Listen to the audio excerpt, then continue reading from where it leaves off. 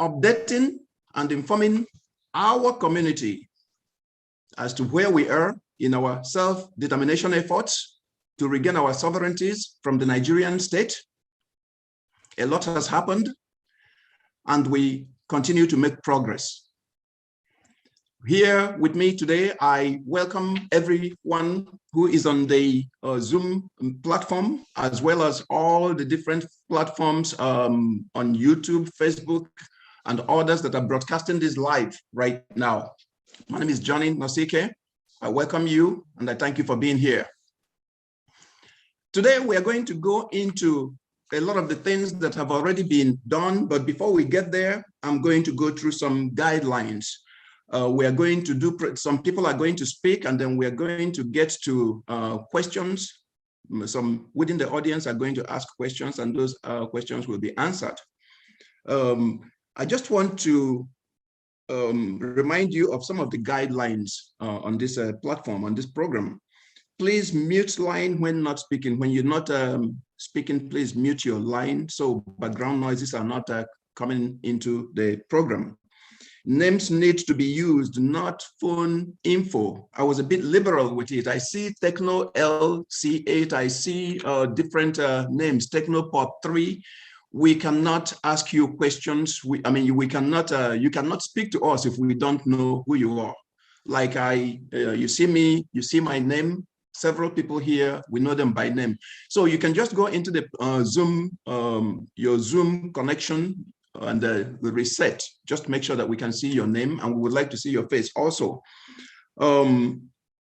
Provide contact info in chat. You can send us in the chat area your contact info so we can reach out to you. You can ask questions in the chat, and there's someone looking at the charts who is updating us as to the questions that are going on there. Raise hand to ask questions. If you're not familiar with the way Zoom works, you can also ask, and somebody can direct you. You can raise your hand within Zoom to ask a question. Be ready to unmute line if called upon. So when I call upon you, though your line is muted, you will be unmuted. You'll be asked to unmute so we can hear you. Do not repeat questions if it's already been asked. Don't go back there. You have, well, over here I see 30 seconds to 1 minute to speak, but I want to emphasize that I'm more interested in hearing you clearly, in giving you the time to express your thoughts to where you are not under pressure while you are asking your question. I want to make sure that we understand you clearly when you speak. So I'm going to be a bit flexible on that time limit. That said, I still would not want a speech when we are expecting a question. You know, sometimes, you know, you could ask somebody to ask a question, and then they give you this long speech. There's no need for that. If you ever want to speak, you let us know, but we want to make sure that your voice is heard. And is Seb Udaja there? Because we're going to be talking about NINAS next steps. We're going to cover quite a few things today, and we're going to go fast. So we're not, we have 90 minutes on Njenje Media to conclude today's program. Yes. Seb Udaja, are you there? Because I would like Seb to talk to us about the NINAS next steps, shutting down the elections and going into referendum. Why do we need to shut down the 2023 elections? You understand that what we are doing, a background to this. If you're watching this program, chances are that you already know about Nigerian Indigenous Nationalities Alliance, which is an alliance of the Middle Belt and the South of Nigeria, all the ethnic nationalities within the Middle Belt and the South of Nigeria, coming together to say that Nigeria, the Nigerian state, under the 1999 Constitution is not what our fathers agreed to. We did not go into this partnership in 1960, signing our territories and sovereignties over to this unitary mess that we see today. The Nigeria of today is not what we asked for. And the 1999 constitution, which encapsulated all those wrongs with Nigeria, was repudiated on December 16th, 2020, with the activation of the constitutional force majeure declared by NINAS, Nigerian Indigenous Nationalities Alliance for Self-Determination. Since then, we have been going through the steps. The constitution is in dispute, and that's where we are right now. Everything that you see are the steps that take us to our full sovereignty. And Seb, are you there? Because I would like you to talk to us about the steps and why it is very critical for us to shut down the 2023 elections, what shutdown means as opposed to boycott. I would like Seb Udaja to talk to us about that. Seb, are you there? Please unmute.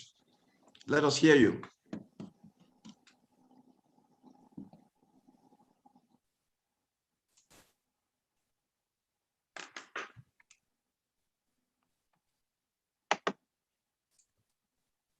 Where's Seb?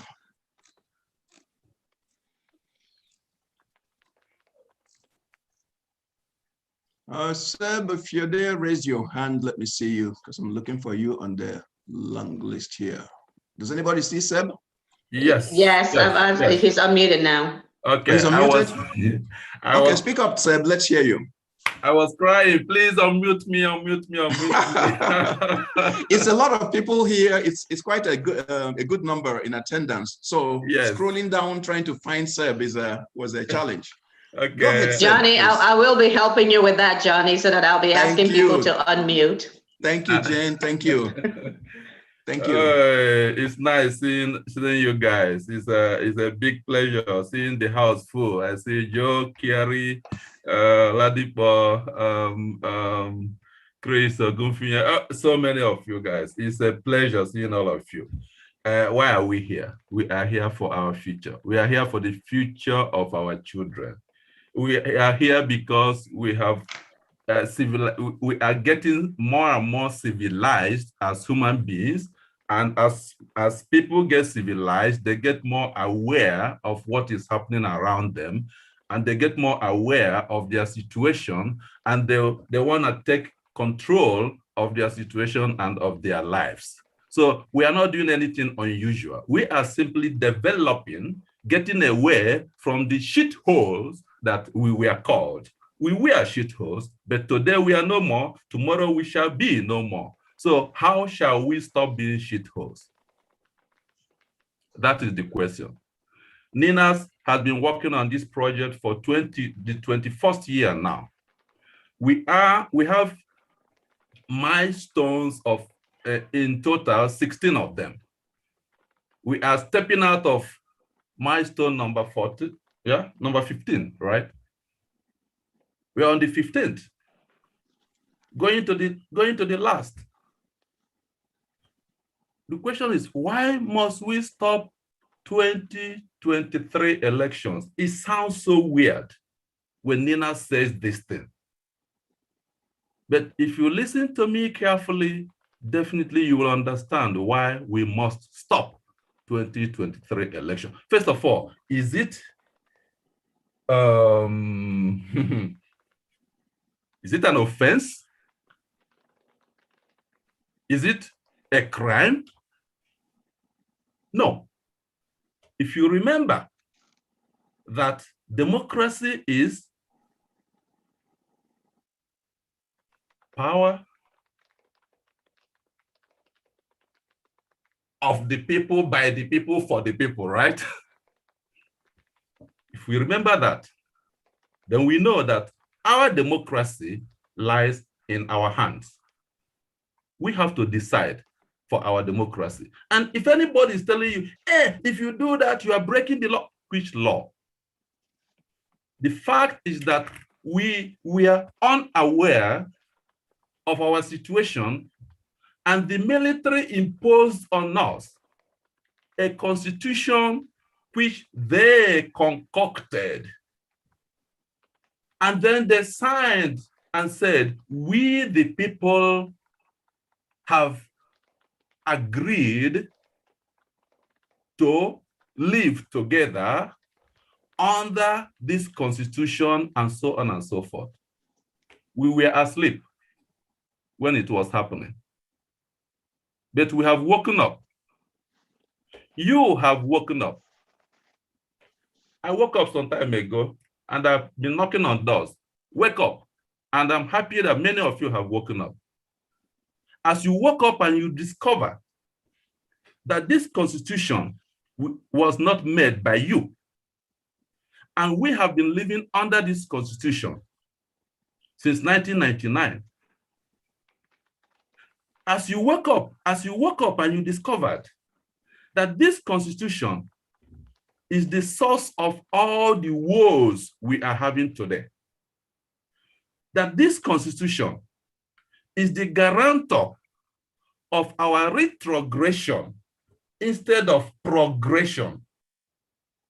That this constitution is the cause why your relatives are in the village farming and somebody comes there, kills them, and chases them out of their villages, and nothing is done. Hello, Seb. Can you kind of tell us who put that constitution in place, what they're using to enslave the people, and who and how they are using to enslave the people, and why we need to shut down the 2023 elections? Okay, Jane. Fellow countrymen, imagine a situation that you are sleeping, somebody taps you on the shoulder, wakes you up, say, hey, darling, I'm your husband, or I'm your wife. And you say, what? I don't know you. And he produces a document, says, we wedded in 1999. I'm your husband, or if you're a man, he says, I'm your wife. And henceforth, you do what I tell you to do. This constitution was not made by the indigenous peoples of Nigeria, okay? The military junta, first of all, there was a constitution that was written by two persons in 1978 under the military junta of the time, right? Then the military junta of the time of Obasanjo appointed a constituent assembly, okay? Appointed some people additionally to study that so-called 1978 constitution. When they studied it, they said, no. This is not a federal constitution. We want constitution that resembles what our forefathers agreed upon before 1960, when we had 4 regions. So they removed many things from that constitution that was prepared by two persons. And when they submitted their report back to the military council, the military council refused all those things they removed. They brought them back, and they used a decree to promulgate the constitution in 1979. Okay? Seb, can I say something? Right? Please. I would like you to touch on the 2023 elections and why it is very essential to shut it down. I think. Okay. Yes, I would like you to go there. Yes. Now, every 4 years, we do federal elections. On which basis do we do the federal elections? The elections are done on the basis of this constitution, which is disputed. Okay? And after the elections, whoever wins, the president, the members of the House, the senators, what do? They swear an oath, placing their hands on the Quran or on the Bible and pronouncing that they will defend this constitution. Okay? So every 4 years, the life of this constitution is renewed through the federal elections.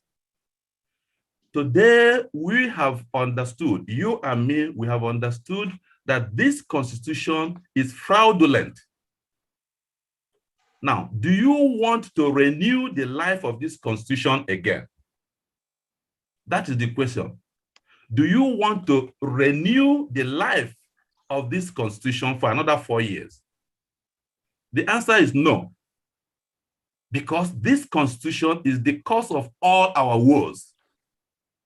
We want to go back to the drawing board and create people's constitution, a constitution that is autochthonous. It starts from the indigenous peoples. They have to create their constitutions again as before independence. And based on their own constitutions, they can now agree to federate anew, and how to federate, they will write a new constitution. So very important for our survival is that we put an end to this fraudulent 1999 constitution. This is a matter of urgency, and this is a matter of civilized development. Any person telling you that you are doing something illegal, tell that person to go back to school. There are so many of us, engineers, lawyers, doctors, who are actually illiterate when it comes to awareness of our human development, societal development. Okay? Tell them we have woken up. We have realized that we have been living under a fraudulent constitution, and we want to put an end to that fraud. The way you have to put an end to that fraud is by stopping those who are going to swear oath of allegiance to that constitution, thereby renewing the life of that constitution for the next 4 years. And the next time this will happen is 2023. So you and me, we have got to stop it. We must stop 2023. If they tell you they are going to make your brother the president of Nigeria free of charge, tell them no, under this constitution, no, no. We are not going to boycott election 2023. That is a big mistake. You and me are going to stop the election. How are we going to stop this election? Let us think together. That's why we are here. How shall we stop this election? Who are the politicians? Who are the political parties? Who are they? Are they from the moon? They are from within our society, right? They come to do primaries where? Within our society, right? Are you going to allow them to continue that jamboree? Well, now that you have known that the cause of all our wars is this constitution, and that the life of this constitution gets renewed through federal elections, are you going to allow them to continue doing that thing? Thank you very much, Seb. Thank you very much. Thank you, Seb. Thank you. I think we hear you loud and clear. It's actually, I don't know how any public servant or public politician who professes to fight for the people that he represents would want to sign up to a constitution that oppresses the people that he says he's fighting for. I don't know, and I don't know a good explanation for it. So taking down the 1999 Constitution requires that we shut down further elections. Thank you very much. We hear that loud and clear. And anybody coming to you telling you they're going into 2023, ask them, under which constitution are you going to swear in? Because you're going to swear in. It's either yes to the 1999 Constitution or no. Is Adedoyi in the platform, because we're going to talk about effective mobilization. Just give me a second. I'm looking for her. Just give me a second. Okay. So while you look for her, I may continue to speak. No, Seb, let's have Johnny just talk about, let's have Johnny just continue talking, please, if that's all right. Yes. So we are at a place right now. If you have been looking at Nigeria and all the hotspots and all the things that have been going on in Nigeria, what you find is testament to the strength of the NINAS alliance. If you look at everything going on in the East, the interview the president of Nigeria held a few weeks ago, where he talked about the South, where he talked about dot in a circle and other things. I don't want to go into detail as to into that particular interview at this point.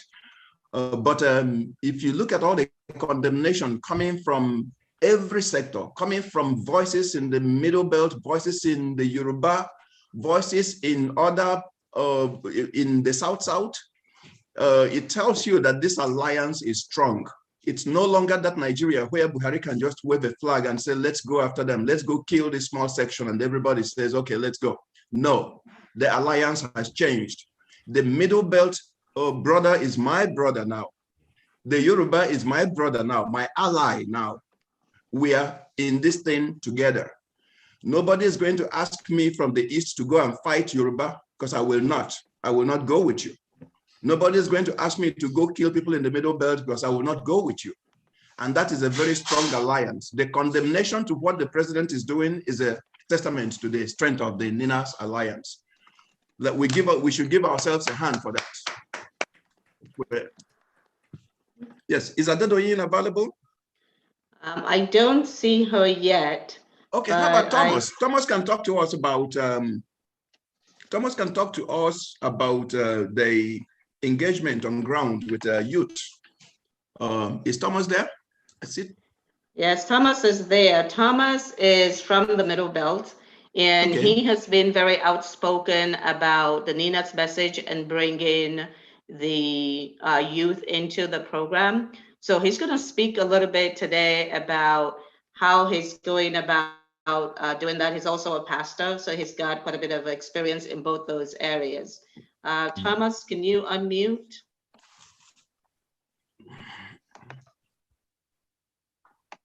You've got to unmute him.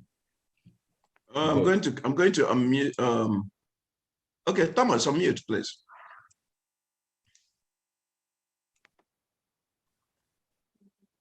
And Akuche, Akuche, please, I'll be calling upon you after Thomas. Is Thomas ready? I'm trying to see. Thomas is still muted. I'm going to ask you again to unmute. Please unmute, Thomas. Okay. Yes. Thank you. Good. Good evening, everyone. Tonight, I will just share briefly with us what I've been doing and what I'm currently doing about engaging the youth and the entire people from the Middle Belt. Now, in the last couple of weeks, I have intensified my awareness and campaign on what NINAS is doing, especially to end this corruption, the constitutional corruption and the election that is coming. Now, I have discovered from my findings that already some political leaders who are vying for positions have started going from one place to another, especially in the villages in the Middle Belt around Adamawa and part of Borno.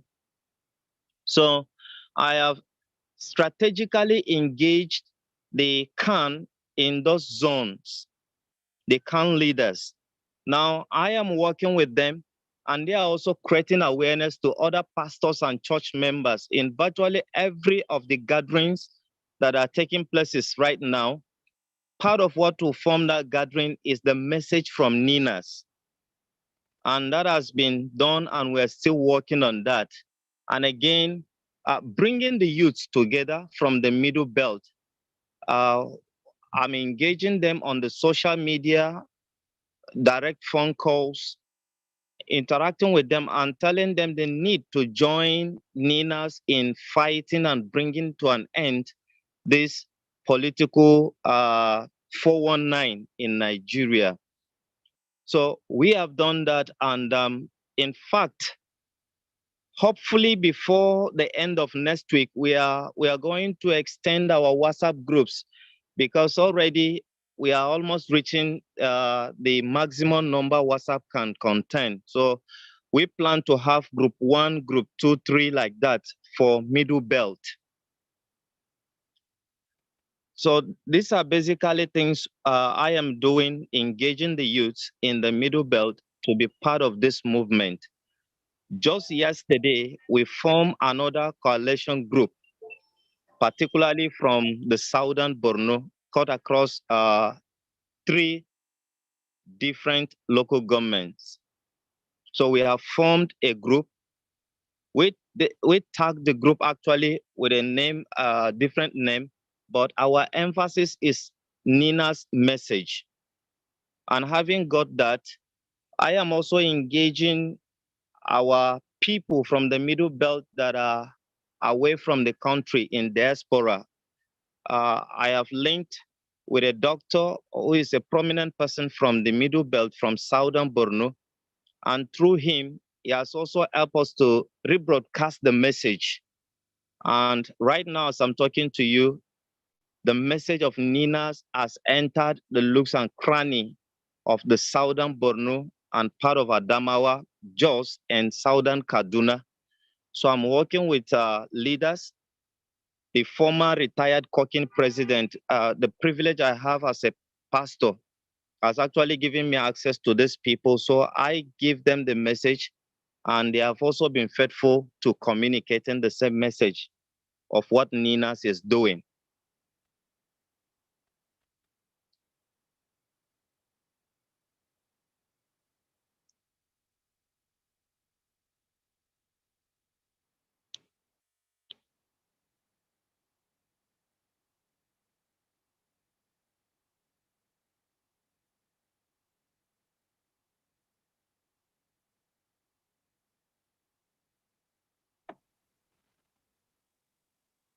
So at the moment, most importantly, signing the online petition. Already, we have a database that has over 5,000 people right now. So in this coming week, I have volunteered, and I also got some people to help me. We are going to do a massive signing of that petition online, because already we have created a database from the Middle Belt, and we'll keep updating the database until we have every single person that has had the message to sign the petition. Thank you. Thank you very much, Thomas. Pastor Thomas? Yes, sir. I really applaud what you are doing. Taking the bull by the horn, taking responsibility for your space and reclaiming it for future generations. Yes, sir. The history books written 1,000 years from now will have some of your names in them. Future generations will celebrate what you are doing today, because this is the single most effective thing that you can do for our people. Yes, sir. A people under bondage sometimes don't even know they are under bondage. You are the one that God has given the grace to understand what is at stake and how to solve that problem. And I am so happy and grateful that you stepped on it. And all glory and praise be to God. Thank you so very much for what you're doing. Amen. Thank you once again. Thank you. Do we have Adedoyi here? If not, Akuche, Eze, are you here? Akuche is here and she's unmuted now, I believe. She's unmuted. Akuche, please tell us about Volley. Tell us about all of the great things you have done, you're doing. I see the interviews and, oh, I'm just excited about Akuche Eze. Please speak to us. Hello, everyone. Thank you for having me. Volley Media is the voice of Liberty International, and that is the voice of the Lower Niger, the ethnic nationalities within the Lower Niger blocks. So everyone represented here, all of us combined, NINAS, everyone, we're the voice of the NINAS Alliance. Now, this is very important. A lot of people might wonder, oh, why do we need that? It's very important at the time like this, where you heard what Pastor Thomas just said, the mobilization that is going forth. Our people are looking for information, and we know that information is power. We do not want people to go out there and get information from, I apologize for that, a call was coming into my phone. We do not want people to go looking for information from other sources that could deter them, from our goal, right? We know of a certain individual who has used this medium of information to reach out to so many people and giving them wrong and false narratives and information. That is why Volley Media is committed to bringing messages of hope, messages of trust, and messages of truth. At a time like this, where it is so critical in the steps that we're taking to getting our freedom from Nigeria, we need this time so that our people can come together, we can share information, and we can also support each other, because support is very, very important. When someone comes, what's this about? We have a question about this, and we need a platform where indigenous nationalities will be free to speak. So this is what Volley Media represents, and this is what Volley Media stands for. So it is not an Akuche program. It's not a particular. It's for all of us. So as much as possible, please go and subscribe on the YouTube channel. It's called Volley Media. Our YouTube channel. We have a few videos on there now. We are on Facebook, Volley Media. We are on Twitter. We just opened a Twitter page. We are on Instagram, because social media is such a powerful tool, and this is a tool that people. That's why the fraudulent government, federal government, is trying to shut social media down, because they know the power of social media. So that is Volley in a nutshell, and that is what we represent. We are part of the NINAS Alliance. We are the voice for the people. We are your voices. Just on a side note, I just wanted to quickly chip this in. I encourage every one of us, since the introduction of cell phones and internet and all and things like that, we have all become journalists in our own rights. We have all become, we're able to get information, disseminate information in a second. So I just wanted to encourage all of us that when you are online, doing your social media business, and you come across information or people that are asking, or you see someone like someone contesting, right? Someone from the alliance territories contesting for presidency or running for elections and all of that. We know now that we're stopping, we're not boycotting, but we're stopping 2023 elections, right? That is our main focus now. When you see things like that, please, I encourage you, as a voice of the ethnic nationality, speak up. Use the power that you have. You have a lot of power in your hands. The power of social media. Tweet something about that. Say something on Instagram about that. Say something on leave a comment. Don't just look at it and pass, because you know what? If you're able to reach one person, that's all it takes. That one person can reach others, and then we keep going, right? So that's all it is in a nutshell. Thank you for bringing me on to explain that. Oh, thank you. Thank you, Akuche Eze. Thank you very much. If I can make just one comment to what Akuche has said. We do have quite a few people that are on Twitter, but some of the things that is missing is being able to tag people when you send your messages.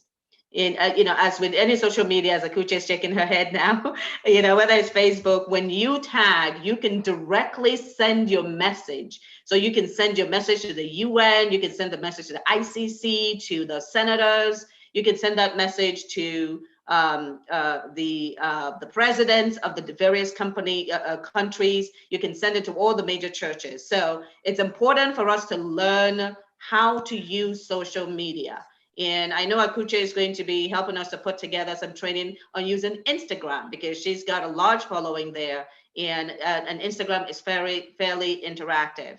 And we also have training on Twitter that we will be providing to everyone, so that you can actually learn how to do those types of things to get messages far and wide. Thank you very much. Thank you, Jen. Do we have Boye on the meeting? Boye, to talk to us about outreach through blogging, podcasts, and radio. I don't see him yet, but Honorable Ogaraku is on, so we can go to him while Boye and Adedoyin are trying to sign on. I'm talking to them, and they're trying to sign on. Okay, Honorable Ogaraku, talk to us about using flyers effectively to many languages, including Pidgin English, the effective use of flyers. Honorable Ogaraku, please unmute. I'm here, brother. I'm here. Thank you very much. Good. Thank you, everybody, and thank for this wonderful participation. We have 100 people online here, direct participation. That's great. I am happy what have been happening in the recent time, mostly starting from the western side of the alliance, and what is trying to pick up even in the end, and maybe trying to grow even in the middle belt, and then we hope after the slaughter in the southeast, we'll be able to have an opportunity to do the things that need to be done. Yes, before now, as you can see in most of our platforms, there are many ways we have been trying to reach our people. And also some people said, in fact, that was one of the issues that was preached, and one used monetization. And another person reacted, do you think people can be able to understand this word monetization, what it means? That's exactly trying to communicate effectively. You have to speak to the people with the language they understand. In fact, recently I saw a young man who interpreted the Bible in Pidgin English. And it is in online, I believe most of you may have seen it. And he said that Pidgin English is our language, is a language people will understand. That sometimes when you speak with them, the King James English and what do you call it, New Standard Version, or every attempt made to bring Bible down, that maybe some people doesn't understand it. By the time you write it in a simple, common English, it doesn't make it to lose its substance. You try to even sometimes dramatize information to be able to get to the people. So yes, we've been reaching out, and this is exactly what we want everybody to do. Talk to the people with the language, in the environment, in the circumstance they will understand. We know there's places you may not even be able to have rally for certain circumstances. That's why I said maybe in the Southeast, after their murderous attempt program is over, we can be able to reach out. I know some of the things that are happening there is not only what I believe everything they see now that seems to work against or trying to push these ideas. I know it will be part of the things they are eliminating people for. So I know in the Southeast we are still low. I can understand, but in the starting from the western side, we are. And I want to thank Lady Uwachi, what is her name? The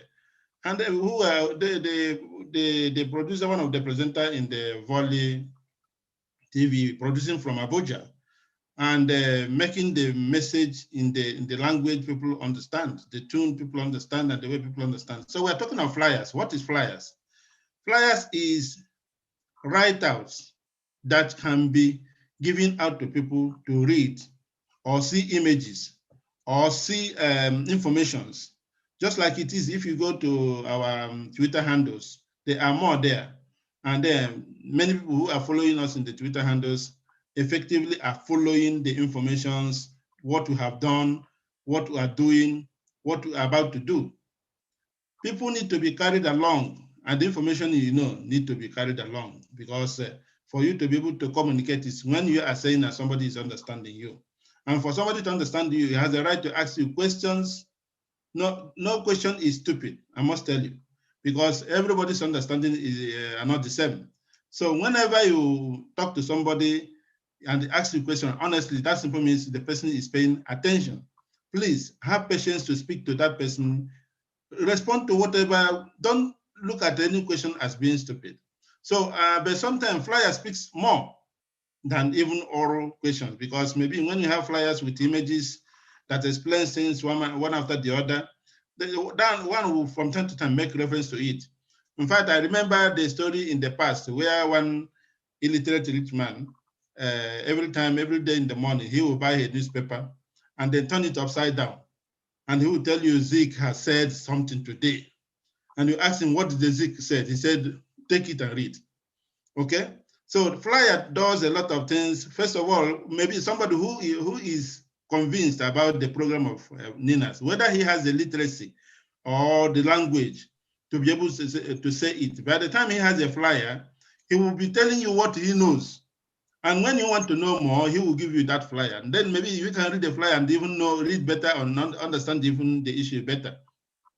I've been talking to people in the recent time, and whenever issue comes, I will try to give the lectures as we have it, as much as I can be able to do. And at the end, the person will tell you, okay, give me something to read. What I know is that most of the people, when you send them our link that has the email addresses of all our links from the constitutional force majeure to NINAS to Freedom for Nigeria to Christian Life Matters to all, we have a link that has all the, most of them cannot read it. They don't even go back to read it. Go back to them in 2-3 days and say, have you gone through our documents? And what do you will say, okay, I believe you. Because he's no longer going to read there. I have heard you very well. But when he has this document backing it, even when he reads it or not, he thinks he has a point of reference in case somebody asks more about, in fact, he will do the same thing you may have done, and then to teach others. Then there are those people who are literate enough. When you send this type of document, they read more on it and understand. So the flyers are such instrument that will be a practical approach to our people. It should be better done in all the languages. We said we have 300 languages, and more importantly, within our territory of almost 70–80% of the population today, we have almost 200 of these 300 languages, if not more. So if we can have these flyers in these languages, but we know it has its own cost to go through these languages. So we go from the major ones, as the case may be today: English, Pidgin English, Igbo, Yoruba, and then different languages, Anam, Efik, BBO, Jo, every language that is there, we go about it. And then it's also necessary to get somebody who knows the rudiment of a given language to be able to put it, because if it is in the language of my birth, they said among the Igbos, the art of conversation is regarded very highly. And the proverb are the palm oil with which Igbo words are eaten. So once you speak our language and add a proverb, 2-3 proverb, you have said more than what 10 pages will say. So we will try to get it to those languages and know how each language get to the people's rudiment, to their best of understanding. And even there's a dramatic, you can even present it dramatically, the way to make things easy to people to understand. So what we're trying to say now, these flyers are necessary, and we are working on them. A good number of them will be coming out by next week. And we expect everybody to be part of it. Even if you are here, be able to reach to your own people. Recently, we have all these programs that we want to use to engage our young adults. Because he said he can't ask, our people say, if you ask a child to go and get a smelling rat, I don't even know what it's called in English. Thank you, Honorable. Yes. Thank you, Honorable. Let me conclude. Okay. So whenever, if you want to lead a child to get such a smelling animal, you must be able to give him water to wash his hand. So we want to also empower our youth. By the time they are empowered, they also learn what we are doing and support it because they are not hungry. However, the flyer is a very practical instrument to be able to reach to the people and then be a tangible instrument for them to be able to take the message along. Once again, thank you for the opportunity. And God bless. Thank you very much. I see. Thank you very much, Honorable Ogaraku. Boyin Oladoku, I see you. You ready for me? Sure. Good evening. I'm Good here. evening. I'm ready. Awesome. Awesome. Yeah. How you doing today? I'm very great. How are you? Pretty good. Pretty good. Welcome. Good Let's hear evening, you talk. everyone. Good evening. Yes. Talk to us about podcasts, blog outreach through blogging, podcasts, radio. She's sorry, Johnny. She's actually, this is not Boye. This is Adedoyin. She's actually going to be talking about the circle of influence. Oh, okay, my bad. Okay, go ahead. Go ahead, please. Good evening once again. My name is Adeboyin Oladokun. I will be talking to us. We'll be interacting on the topic circle of influences. When I say it's not an influence, but circle of influences, which implies that there are different circles we all belong to. You have your circle of influence, I have my circle of influence. And for us to reach the pinnacle of our dream in NINAS, we need to do active mobilization through our circle of influences. So the first circle I'm going to be talking about is the political circle. And from my experience as having contested in the last election as a senator of the Federal Republic of Nigeria in 2019, I came third out of the 17 contestants. I can tell you what are the possible approach we put in place to ensure that we have a seamless group or a system that is sustainable. The first thing I want to talk about is that every state has at least about 33 local governments. So we'll take the bull by the horn by appointing local government chairman for the group in each of the locations, in each of the states. From the local government, we have what we call the ward chairman. So we have up to about 10 to, if I'm not mistaken, I think it's about 10 to 12 wards per local government. And then under the wards, we have the units. So we have the unit leader in each of the wards representing our interests. The unit leaders are directly responsible. They are directly responsible to the grassroots. The unit leader reports directly to the ward chairman, and the ward chairman invariably reports to the local government chairman. The local government chairman also reports to the state chairman.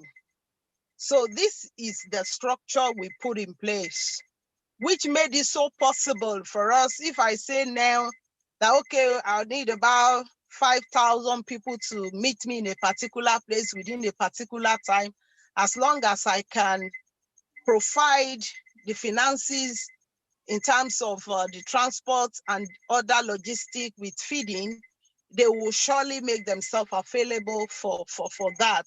So we need political structure in a way that will help our mobilization and that will assist us to get to the grassroots. It is noteworthy that some of the people we are going to be using are not even on the net at all. A number of them they cannot speak any other language but their local language. Some of them could not even speak Pidgin we are talking about. they will prefer us to address them in our local dialects. So it is important that each of us must learn how to communicate effectively to our people in our local dialects, wherever we are representing, whether we are from any region, we should be ready to speak our local dialect so that we can cascade the message to the grassroots. So I haven't talked about the political structure. The last structure is the unit, which made it so easy for you to gather a number of houses together, and then they formed the unit. That's the last group that I've spoken about. That's the first structure, is the political structure. Now, the second structure that we are looking at for proper and effective mobilization, we're talking about finance mobilization. The finance mobilization. So we are talking about how to mobilize finance.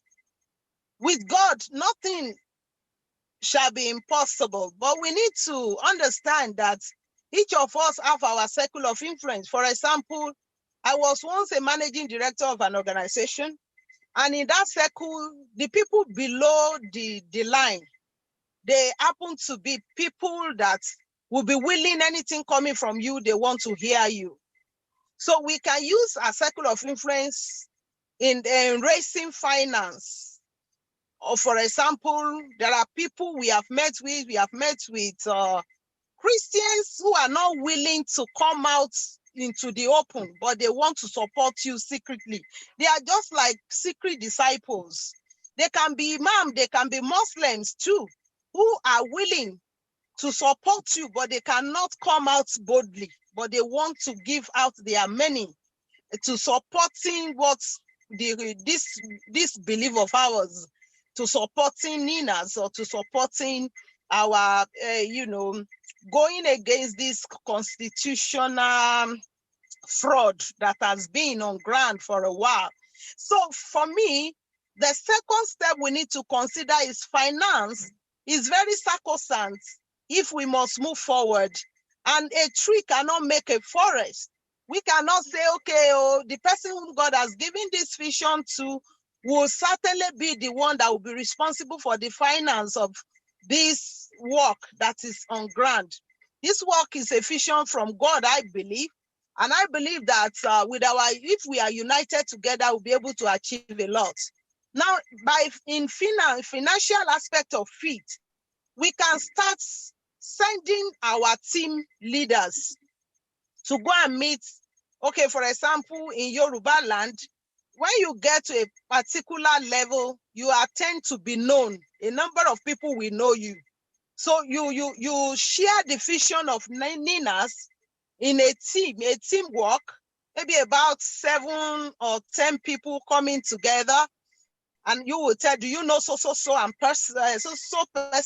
I know this person. I know this person. Let's put it down in writing. Then we're going to be visiting them in their respective offices, speaking to them about what we stand for, and then convincing them so that they can also be a part of the move by giving their quotas into what we are about to do. Now, without money, mobilization will be very, very difficult for us. I spent a lot in the last election. This is not bribe. I'm not talking of bribe this time around. These are people, when you go to mobilize them in different locations, they will tell you that I have not eaten since morning. They will tell you that my child is sick. I needed to pay for the child's medical. I need to pay for the medical costs. And some people will say, I have not eaten since yesterday. And then you cannot hear such, and you just tell them, come and hear what I have to offer you. They won't listen to you. The first thing is that they will want you to fix their problem. And until you fix their problem, any other thing you're telling them, they aren't willing to listen. So for a whole 1 year, I was going to villages, I was going to cities, I was going to places, spending hundreds of, we spent a whole lot. Not that all this many 100% came from me, but people believe in one part-time also supported the process. Now, this is how to raise finance for each of, for this noble work. And then the last thing I want to be talking about is not just raising finance, but we have our circle of influence, our peer influence as we are growing up. For example, there are whole school associations. Some people belong to some boys high school, old school, and then some people belong to secondary school. They belong to some group. Some people in the university, they belong to a group. And then we can approach also this peer group of ours as we are growing for either understanding and bringing them to the limelight of NINAS or contributing to the success of this whole process financially. So this is also another step we can take. The last one is the religious circle that I want to be talking about. Some of us, like I said, we are pastors, we are imams, we belong to a community, we belong to a church, we belong to a group. We can Excuse me, Boyin. Sorry, Boyin. We do have Joseph Carey that's going to talk about the church. So if you could round up, please, that would be awesome. Because we do have Joseph Carey that's going to be talking about the religion. That's all right. If somebody will be talking about the religion, there's no point repeating that. That person will come up to talk about it. But I haven't mentioned all these things, the political cycle, the now to raise finances, and then through the peer influence, through our group. I think by now I will stop. Thank you. Thank you very much. That was awesome. Thank you. Yeah, that was awesome. Thank you. And I just a point. I want to listening to our sister speak tells me something. It gives me joy and hope. What it tells me is this is how you know those involved in politics who are actually there for the people. She tried to be a senator, right? Now, if you saw her standing with others, you would think, well, those are all politicians. But what you have seen her do now, what she is doing, tells you that this is someone who wants the best for other people. This is somebody in the political terrain. And I tell a lot of people, politicians, and I tell them what NINAS is doing is not destroying politics. Whatever emerges out of what NINAS is doing, the sovereignty, the nation or nations or whatever is going to come out of NINAS through referendum is going to be a democratic system. And that democratic system is going to need people in politics. What we are doing is changing the platform upon which that politics is played. Because right now it is a fraudulent platform. It's just like playing soccer in a field that is corrupt, in a field that is not level. You are expecting the ball to bounce here, it bounces and it goes another direction. That is the platform upon which our politics is played today. When we correct the core problem, the constitutional framework, and sit our nation on our nations on the platform that it can sustain development, progress, civilization, you will see really good leaders emerge. They are out there, but they can't function in this current environment because it is not conducive for good governance and good politics. Thank you very much, our sister Boyin Oladoku. Thank you. And so many people have been. Thank you. I'm grateful. Yes, thank you. So many people have been reaching out to us, talking about they can't get into the meeting. And the limit is 100 on this Zoom platform today. So many people are trying to get in and they can't. And we are going to try to expand it for future meetings. But if you cannot come into the Zoom meeting, please join through, go to Njenje Media and watch it live. We would love to hear you. I regret that many of you cannot join, but the 100 number that Honorable Ogarako mentioned is actually the limit. We actually got to that limit today, to that threshold today. And is Pastor Carey there? I would like to unmute you so we can. We have okay, yes. Pastor Carey and we have Boye. Boye is on. Okay, is Boye on? Okay, so let's go to Boye. Boye, we were trying to reach you earlier. Of course, you know technology and networks in Nigeria. He couldn't get on because of the limit. Somebody dropped off, so he jumped in right away. So he's able to come in. Okay. Yeah, same thing with Boeing too. Okay. We had to sneak them in. So if you can't get in, just keep trying. Somebody will, network could sabotage someone, which is regrettable, and then you can come in. Okay, we do have Joseph is unmuted while I find where Boye is. Okay. Okay, Joseph Carey, Pastor. All right, thank you very much, Johnny, and thank you, Jen, and thank you, everyone, for this opportunity to talk about the role of the church.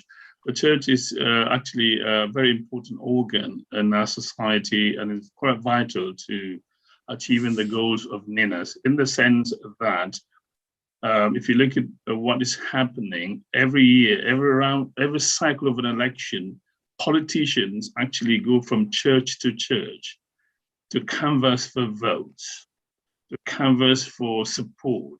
And they use the church as a springboard, rightly or wrongly. And even the previous election, we can see that there had to be an alliance with I'm not going to mention the particular church, but a massive church that has the largest followership in Nigeria and probably worldwide, to be able to gain the vote of the church.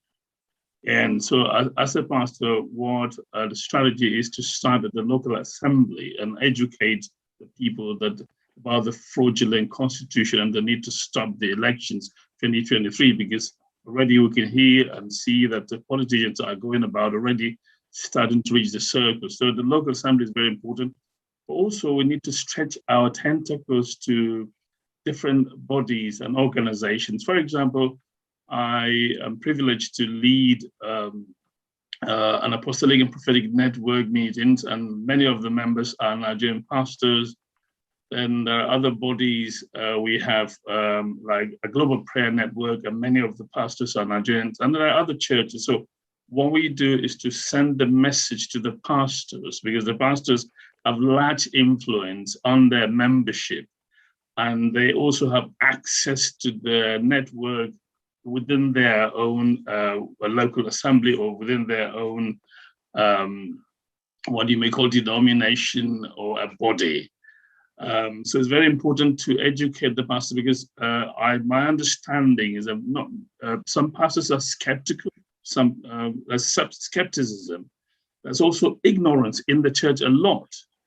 And that's also what we call the crowd followership or bandwagon effect, because, for example, if my pastor is a senator, for example, from a particular church, so the tendency is that the pastors of that church would tend to believe everything they hear from that pastor about what is happening in Nigeria, and that the constitution should remain as it is. And for example, one of the experiences I've had is that whilst we talk about the fraudulent election constitutions, some pastors think as pastors we don't need to do advocacy, we don't need to speak against evil in the society.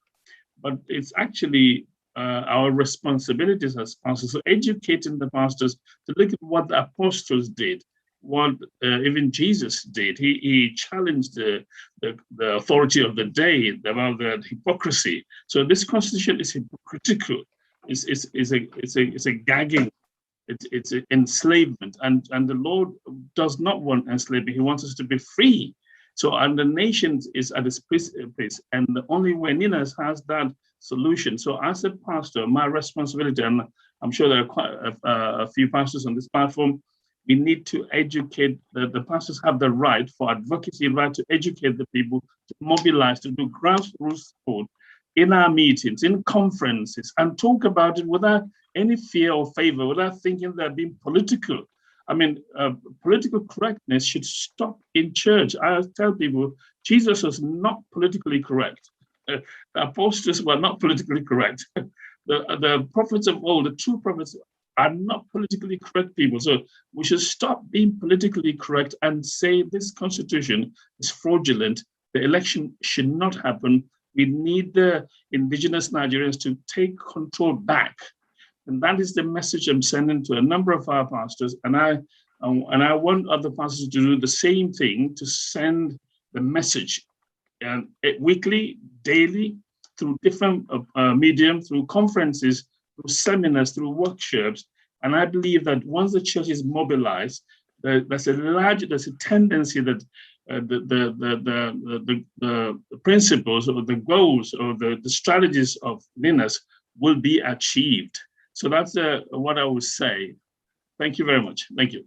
Okay, I'm just going to add a little bit more to that, because everyone here is a vehicle for this message, right? Whether you are part of the church, right? Your church, you've got a pastor in your church, you've got a congregation in your church, you've got your children in the children's ministry. It is up to us to reach out to each and every one of these. That's our circle of influence, as Boyan was talking about previously, right? That's a circle of influence. It's right there. Reach out to those people on the ground so that they can start reaching out to the congregations. The church is everywhere. And Thomas talked about that as well. Pastor Thomas, as it spoke about earlier. Yeah. We need to all reach out to our individual churches. Every one of you is a force in mobilizing the masses. So we encourage you all to do so. Thank you. Thank you very much for the opportunity. Thank you. Yeah. Oh, thank you, Pastor Carey. It's always a pleasure to listen to you, to hear from you. What you shared with us is a very a necessary perspective that we must all hear, especially those who lead churches. I mean, think about this. This is somebody comes to you and says, Pastor, things are really tough on me. I am going through a litany of problems. And you look at those problems, they are tied to joblessness, they are tied to poor healthcare, they are tied to bad roads, they are tied to poor educational system, they are tied to a horrible infrastructure, they are tied to a bad economy, they are tied to insecurity, they are tied to all those things. You, as an intelligent pastor, a wise man, knows that God has already, this is not God now. This is man-made. These are man-made problems. So what you're doing is addressing the man-made thing, because we cannot take everything to God when God has already given us the power to change our circumstances. What you are being is practicable, and I applaud you for it. Because people want all these good things. Look at me here in Texas. I don't have a network problem. My light is on. The road, I can't remember the last time I hit a really big bump on the road. I don't have to dodge pools of water when I'm driving. That is man-made civilization. God gave us the same, God gave us even more resources than it gave Texas. You get the point. So fixing the ground is very critical. And to our spiritual leaders, this is your call. This is your call. Answer this call and let the people know, let my people go was done here on earth. God gave the instruction, but somebody now had to go and say, let my people go.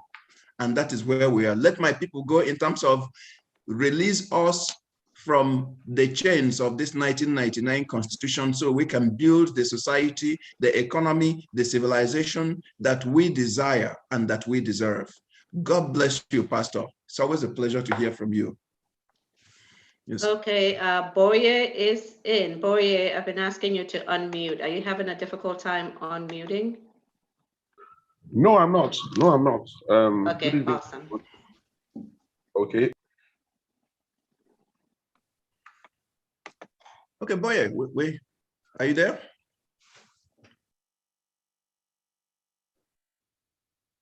There you are. Unmute, please. Can hear you.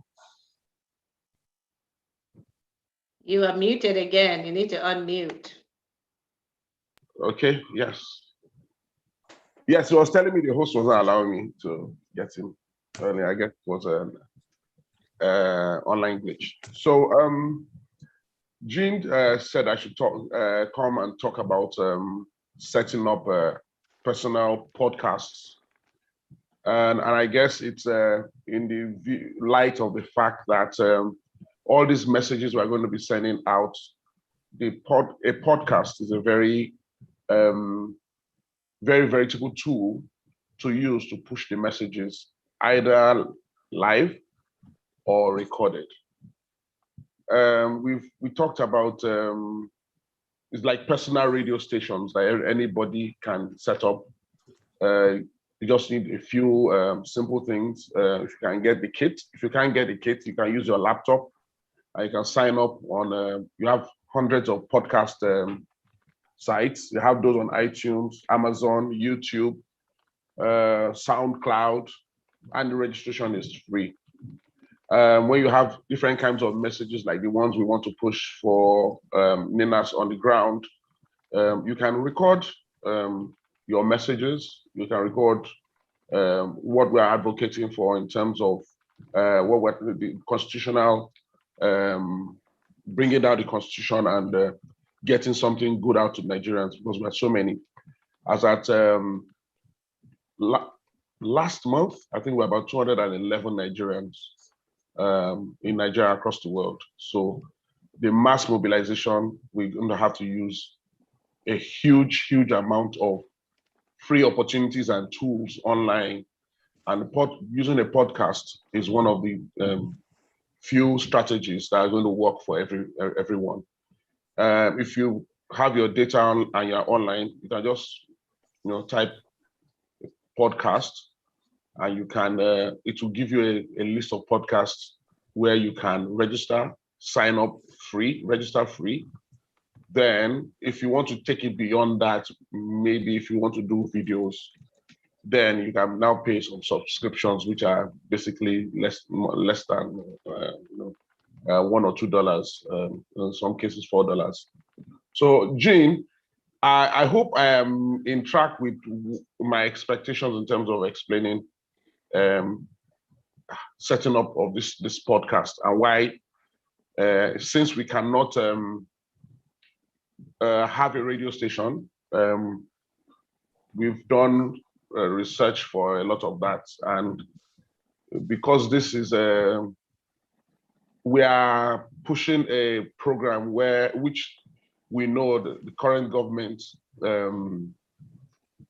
they have their reservations about it. So using a podcast is also a very easy way for us to be able to work and increase our recruitment on the number of people who are going to sign up with us. So what kind of tools are they going to need, and how do they get the information out to people? Okay, basic equipment, a PC or a laptop. If you have a personal PC or laptop, you're going to have your personal internet data. You can use your phone if you have enough data on the phone. It doesn't take so much data because it's basic audio. You have to have enough space to record. You have some podcast tools and software you can easily get online. You have trial versions which are basically free. You can also still buy some of those. That's you can also, instead of having just a personal one, you can also develop yours by paying for a subscription for a hosting. You have host podcasts online, so you're actually using their platform and pushing your own podcast. Now, what the podcast helps you do is it helps you collate all your messages either live or recorded, and you can push to as many of the our target audience that we're looking at. We've in the past speakers talked about specialized groups, the church, associations, school associations, social organizations. Now, sometimes you may not be able to be there. Some of these recorded podcasts have links, and you can push the links through to those platforms, either WhatsApp groups, or if you have other means of communicating generally. In that way, we can push as many messages as we can. Now, the other tools you will need are the basic audio equipment. If you go online, there are some podcast kits.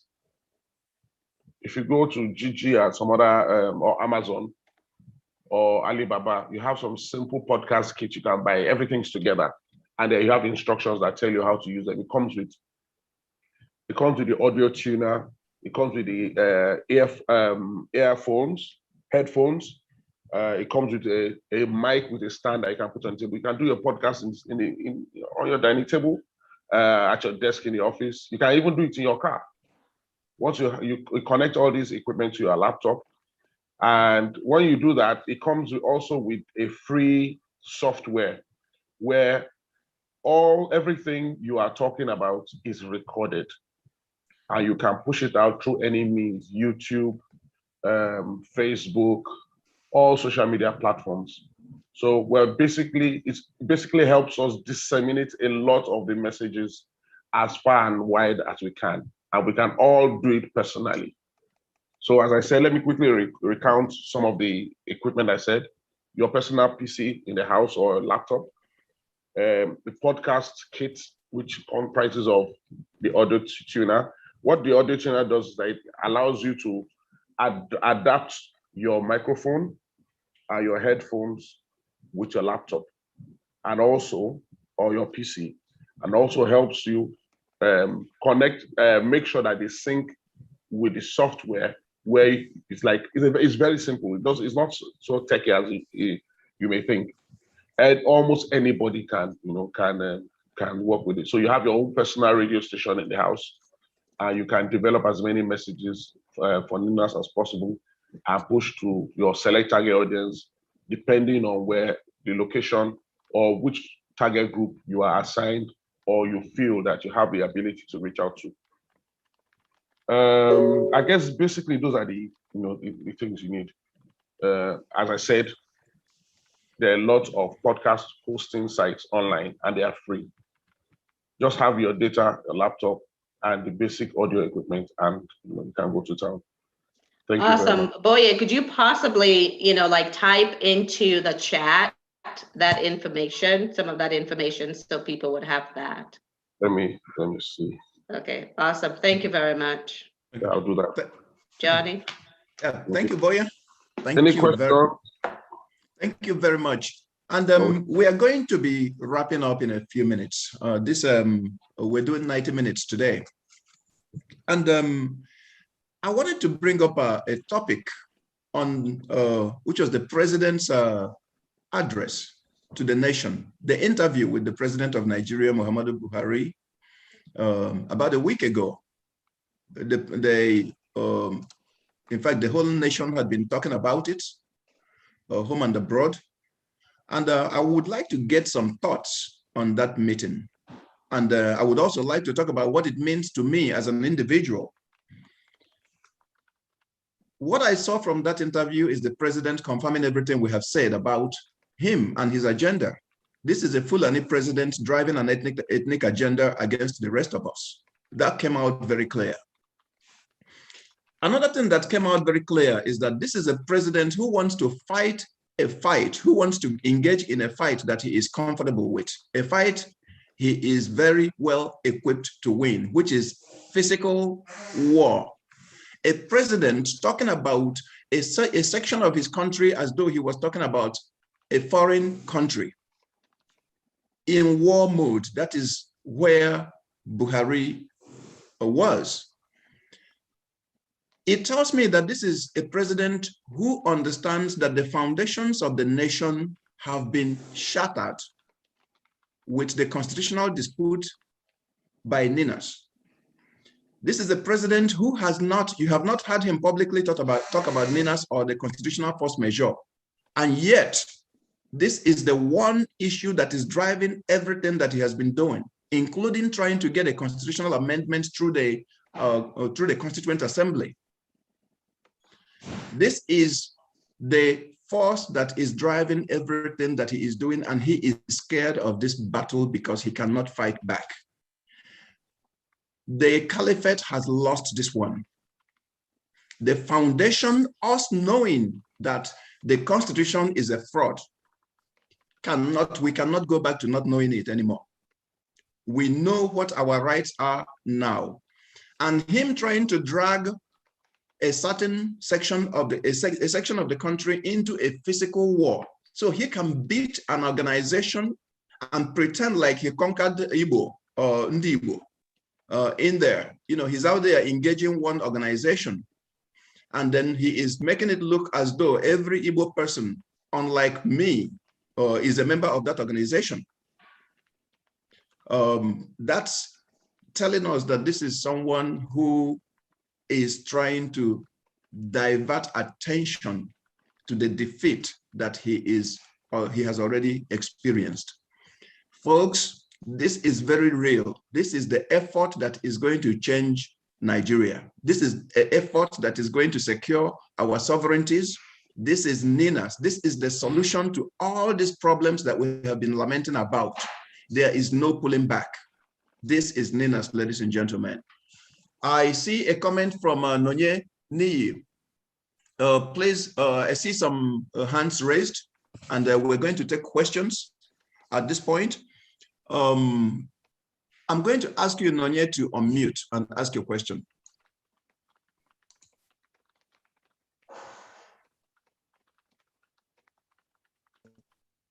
Hello. Oh, please, Hello. Can we see you? Can we see you? Can you Oh turn on my your goodness, video? no. I'm in Nigeria. Okay, in okay. Lagos. Okay. Network. As usual. Yes. Network. Good Go ahead. network, NEPA. It's night here. Anyway. That's a true Nigerian. That's a Njenje Niyi Afola. That's your Yes. full name. Yes. Yes. Njenje Niyi Afolabi. Exactly. Yeah. Yes. So mix from both Odua block and Lower Niger. Yes. Oh yeah. Okay. Really. What you're saying about the Constitution and Buhari's message or interview or whatever. Actually, I didn't listen to it because I don't like listening to such, so that I don't raise my blood pressure. But I have a concern. When we say that the Constitution has been brought down, it has been brought down. What is remaining is for it to be adopted. I don't quite understand what that means, because when these people are still planning everything with this Constitution, they are trying to just do us. The more you look, the less you see with these amendments or whatever they are doing, and everything is still proceeding for them to go on to 2023 and organize the election, take whatever they want to do and continue. Because if this election, if you come to this election, everything, of course, there will be no change, because they are just going to hand over to another person to, because right now, what we have in Nigeria is not the president. What we have is the presidency. So just one of them from the presidency will just become the figurehead, and everything will continue. So let me understand what is meant by this adoption of the bringing down of the Constitution, the force majeure. Then again, I want to say something to what the Reverend said, the pastor said about people, preaching NINAS in the churches. And I wanted to say, well, because some churches, that churches are not just their branches, they have their head somewhere, and any pastor, you need to obey, do what is right from the head. And if it's proves so difficult to get permission for such to be preached or something, then I believe that the priest, the pastor in charge, could get someone else, and then probably after the service or something, then talk to the people, even if it means outside the building of the church, outside the church itself, by the compound. Okay, Njenje. Yeah. Okay, Njenje. Because of time, we're going to. Who would like to take that question? The first question on I can talk to you about the constitutional force majeure. If you look at the Constitution of Nigeria, this was made by individuals. Yeah. Headed by the military. Yeah. A constitution is the social contract. In other words, some people got together and said, this is the constitution upon which the nation is going to sit. Yeah, I got that. But when you say it has been brought down, I get it. Well, what we have is a constitutional dispute. We have said now that there is a dispute on that constitution. If there's a dispute, it is up to us to determine what that dispute means. Does that dispute mean we continue to engage on the basis of that constitution or on a different basis? The moment a group came out, the moment people, like if you look at this platform right now, this is every group in Nigeria, in the Alliance territory represented. This is the majority of Nigeria. It is what we are saying that matters. It is we coming out to say the constitution that was not made by us. We have repudiated it. So it does not have the legs that it was sitting on before. And what we are managing now are the steps to where that constitution, where we do not descend into anarchy. We are not anarchists. That we are getting into now the place where our people understand what they have, and then our people stand on that truth to the point where everything is now we have then that to where that constitution is no longer the basis upon which we are conducting business on a daily basis. Does anyone have anything to add to that? Jane, do you have anything to say to that? Well, one of the key things that we have to remember is that, as Johnny said, this is a social contract. And so in contract law, if something is wrong with a contract, then the contract can be ended. So what the constitutional force majeure is putting that particular law into place, because in this case, this constitution is a forgery. There was no referendum, there were no plebiscites, and those are required to be able to put a constitution in place. And then even when you look inside the Constitution, there are too many places where the information there, as independently asserted by the United Nations Special Rapporteur, that indicated that the constitutional arrangement in Nigeria was a powder keg, and it was, and it is, based on injustice. Okay, what that means, a very simple thing, and Dr. Clifford Irania was in previously. I don't see him now because he can add to that as well. You have a constitution where all of the benefits of the citizens are negated under Section 6, subsection 6C. Really? Will citizens do that to themselves? You have a constitution where federal character cannot be enforced. Nigerians are talking about federal character. They didn't realize that that's actually gone. But most importantly, you have a constitution where the self-determination rights of the ethnic nationalities, the Middle Belt, the Lower Niger, the Yoruba, which previously we had the Western region, the Eastern region, and the Midwestern region, their rights to their government to determine their political future, cultural, religion, has been taken away without their consent. So that constitutional force majeure is what rejects that constitution as the basis for Nigeria, because it was not made by the people. And that's why you see the Nigerian government scrambling to try to do amendments, to try to isolate just the Igbos in a certain area, not even all Igbos, but just in a certain area as they had done before, trying to break this alliance that you see here, where everyone is represented. It's the Thank you very much of that CFM. Thank you very much. He came on that interview talking about trying to divide us, trying to turn the Southeast against the South-South, trying to say all kinds of things. That was his game plan. That's what he was executing. So that is what they are doing. This is the big headache in Abuja right now, the constitutional force majeure. Look at the Nigerians who endorsed, who signed, who participated in making that constitution, and look at the caliber of Nigerians who signed the repudiation of the constitution through the force majeure. Look at them. Just go and look at that signatory list and see who is involved in this effort. And you realize that this is a very serious matter. These individuals would not put their pen to paper if they had not done their research very well and known the power of it. It's just for our people to understand that this is a currency that is in our pocket, money that's in our pocket. Is just to actualize it on is what we. I mean, just to be able to now know what it is and apply it.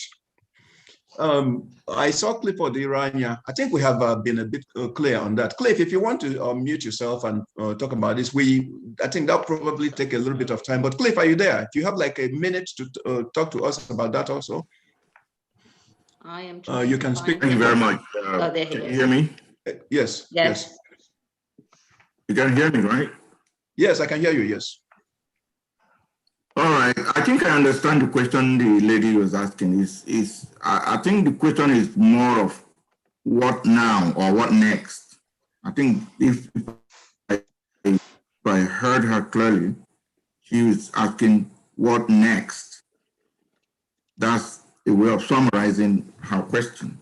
Well, dear sister, the sovereignty disputes, which resulted to declaration of constitutional force majeure, metamorphosed into a three-stage action. Please, I need you to kind of listen carefully so that you know what next. Three-stage action. The first one was the 90-day time of grace given to federal government to meet up with the 5 demands. And thereafter, there was a 30-day period for our own people in the political realm, our politicians, our representatives in the government and other places, 30 days for them to consult with us. And that 30 days elapsed. So beginning from April 17, 2021, there is 120 days given generally now, both the federal government, our politicians, the international community, for everybody to come and let us talk about this and, try and forge a way forward, especially in the light of the 5 demands by the Alliance territory. So what now is that we have 120 days counting down, beginning from April 17, 2021. At the end of that 120 days, then we will have no option than to, begin to put in place what we said in the declaration, the force majeure declaration, which says that we will withdraw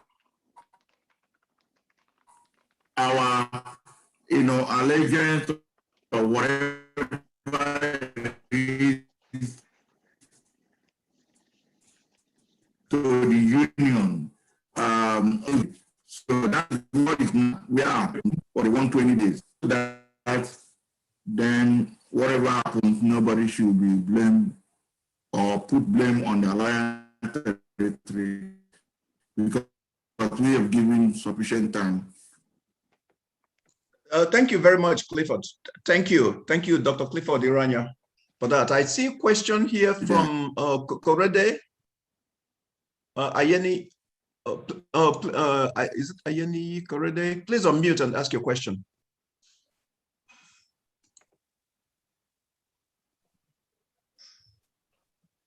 Oh, is that Kayode? Okay, I did not hear from you.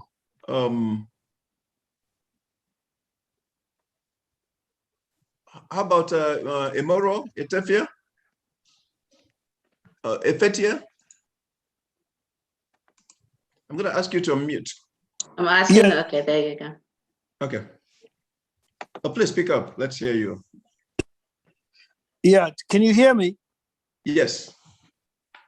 Yes, thank you so much for this opportunity. I am excited with what is happening, with the momentum that NINAS is getting, both in Nigeria and abroad.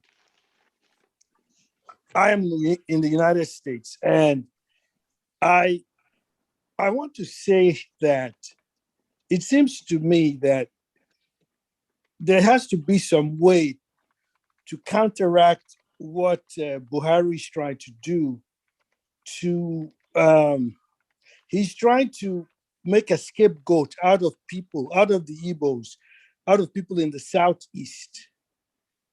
I mean, troops were sent to that part of the country saying that the IBOP people, terrorists, and so forth.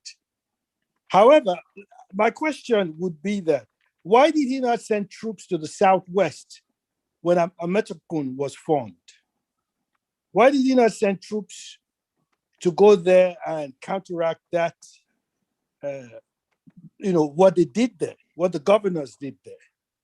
So I am saying personally that there has to be a way, Igbos, Yorubas, other ethnic nationalities in the South, or the Niger Delta and the Middle Belt are able to voice their support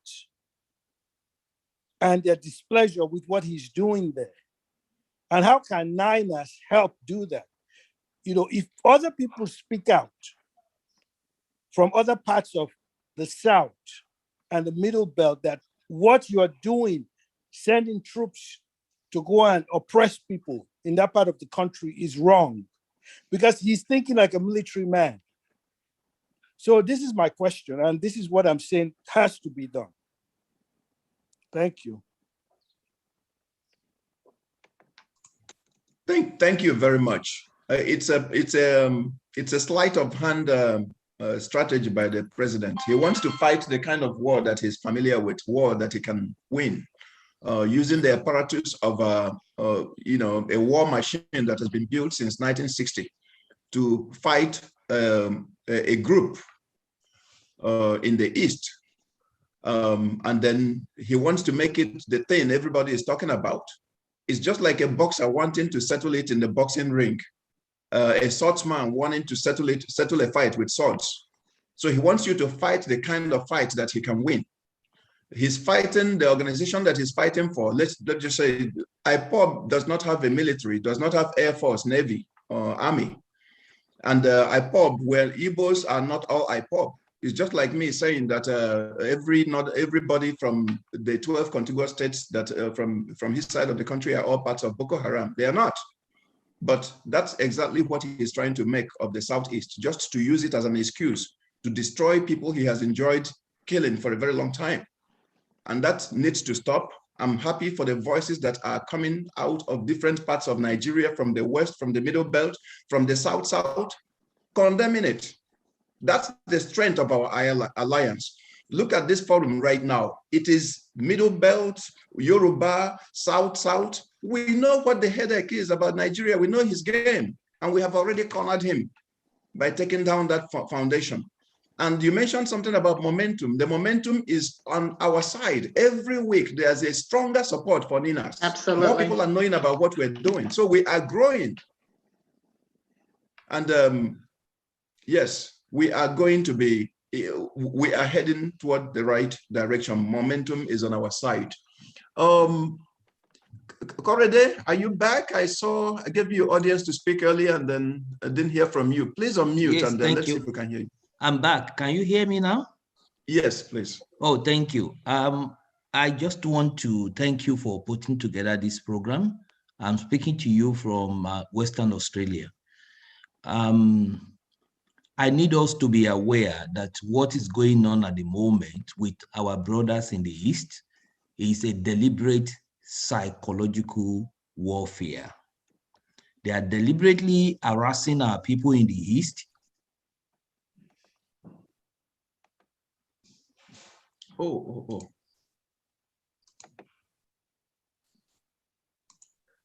Those in the West and other parts of the country. This is not just the only strategies that are being used by the government to weaken the resolve of the nationalities within NINAS. They have tried the religious angle, trying to divide us along Islamic and Christian line, but it is the issue on ground is much more than religion. Because even if you are talking about religion, the nationalities Fulanis claim to be Islam, but they are not practicing the true tenet of Islam. What they are focusing on is basically to take over our land, our ancestral land, kill people like they are doing to our brothers in the Middle Belt, and bring people, their own nationalities from the northern part, from Mali and Niger, to come and take over. And the president is also supporting this. So it is much more than religious issue. And they believe that the land Nigeria is their ancestral, heritage. And this is something that is deplorable. So what we are doing at the moment with the constitutional force majeure is very welcome, and we need to continue to work together. And I want us also at individual level to be comfortable with the way we see ourselves. Over here in Western Australia, when I meet my brothers who come from the region called Nigeria, we introduce ourselves as Igbo Nigerian, Yoruba Nigerian, Edo Nigerian, and so forth and so forth. Because Nigeria may be no more tomorrow, but the native, our primary language and nationality will continue. Thank you. Thank you very much. Let's go to Adeoye King. Did we talk to Adeoye King already? No, we didn't.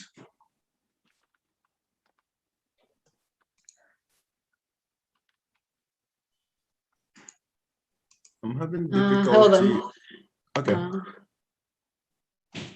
Or let's go to Bola. Is Bola Ladoja available? We need to start wrapping up too. Yes, we need to wrap up. And yeah. I think at this point, actually, I was trying to unmute. Okay, that's okay. Yes, please, Bola. Let's hear from you. And we're going to wrap up after this, actually, because of time. Oh, thank you. Yeah, well, first of all, I commend you for. Thank you. Thank you so much. God bless you. My question is this: the petition that is out asking for a referendum. Please, how many months do we have to do it? Because I know normally it goes for 6 months. That's number one. Number two, when you I'm not hearing you very well. Please speak up. Draw closer to your mic, please, so we can hear you. Okay, sorry. I said the petition we have. Normally is supposed to go for 6 months. Even if the petition we have to send it within 6 months. How many months do we still have? Because it's like the petition has been out before. Number two, when you sign petition before through change.org, you normally count. You see 1, 2, 3, 4. You know when you are 1,000, 2,000. But this one, we don't see anything. We are just signing. We don't know how many people have signed so far, and we don't know how many more do we still have to sign it so that it will not expire, something like that. And we don't know how many people have signed so far. That's just my question. Thank you. Thank you. We can actually activate that, the counter. It was there earlier. And yeah, thank you for your comment. And the petition, we can put the counter in there. What I can report to you is that the past week we have experienced an upsurge in support in people signing the petition. And the history of the petitions, right? We started with change.org, and then there were things going on in that platform that were not, change.org was sending out these things to people requesting donations, and people thought it was NINAS, and it was not NINAS. So it was more like a fundraising effort by change.org, those that owns the platform. And that was why we actually resorted to building our own petition platform. So we have, that's why we moved over to this one. And we made it also, we customized it in such a way that some of the restrictions that you faced in change.org and other things were not there. It also was designed for somebody who lived in the kind of society that we live in. Somebody who may want to sign a petition, but they may not have a telephone or an email address or things like that, but they can identify themselves through the village, town, and local government area that they come from. So this is a customized thing that we put together. We can always activate that counter, and but good things are happening there. And I thank every one of you for joining us today.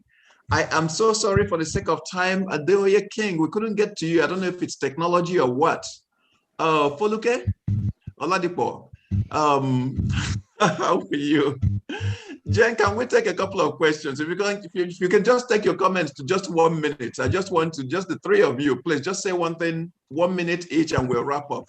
Let's start with you, Foluke. Just one, if you can unmute, please. Just okay. 1 minute and say something. I really want to thank you. I want to appreciate you, everybody in the NINAS, working so hard to make this thing a reality, to make this work, what it is today. I came in very late, so I may want to just ask one or two questions. And then I want to also encourage, because where we're coming from, we all know, but where we are right now is horrible. And what is happening in the South? Please let me cut you off. Bring your question next week. And okay. For today, no, because it's of time. just one. I think okay. I just wanted to confirm yes or no. Okay. Yeah, what I want to confirm is because the NINAS something we're supposed to sign. I saw it yesterday and I was so excited about it, and then I started posting it to so many groups, all the phone numbers I have and everything. And then this morning I read that it's fake, that it's from the politician. And I was so shocked. And then they said, which one is that? Which of the sites? Which of the sites did you go to? Well, we have posted, if you look on the chat, we have posted the site, the NINAS referendum, demand referendum. That's the right one. I've been posting it on the chat. So everyone needs to be signing that one, okay? Because there was one that was out previously where it was a poll, and they said that they were going to be providing the poll results. That was not a referendum, okay? The one I saw yesterday, it has Yoruba, the Southeast, the South-South, the South-East, South-South, and the Middle Belt. Is that the one? Yes, exactly. Yes. Exactly. So NINAS is at ninasffn.org. NINASFFN.org. It's real, Demand yes. referendum. Thank God at least it's confirmed, because I've written out again that it's fake, it's by the politician. Don't sign anymore, don't post anymore. Yeah, you can see the information in the chart just to make sure it's the right one. It's in the chart. And everyone, as Johnny said earlier, we've had maybe 5,000 people sign in the past few days. So you need to keep up what we're doing. We need to push harder, okay? Yeah, that's why what we need to do. Thank you very much. I really do appreciate it. So what I feel we need to do now, because I understand the Yorubas and the Igbos, they are forming a formidable security group, to defend our people. We need everybody to come together, the South-South, the Middle Belt, the Middle Belt, and then the Southeast. Right. So we can form a formidable team You know, Yes, for that the is security NINAS. team, that the federal government will not be able to do nothing because all their game is up.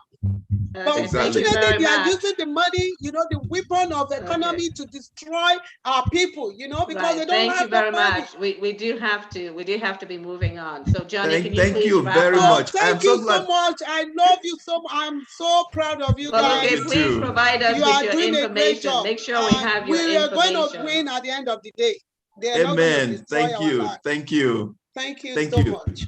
Thank you. It's a real pleasure. I'm glad I gave you a chance to speak because you gave us some really valuable information. I'm so glad that you got to speak, especially about that forum and the encouragement that you gave us. I really appreciate you. We're going to have to, I'm tempted to just go on and on, but I have to wrap it up right now. Please, other questions and comments, bring them next week. I thank everybody for joining. I'm going to unmute everyone. We're going to stop the recording, and then we're now going to ask everyone to you know, if you want to speak, unmute yourselves and speak. Jane, could let's say I'm going to stop the recording at this right now. Recording stopped. Okay.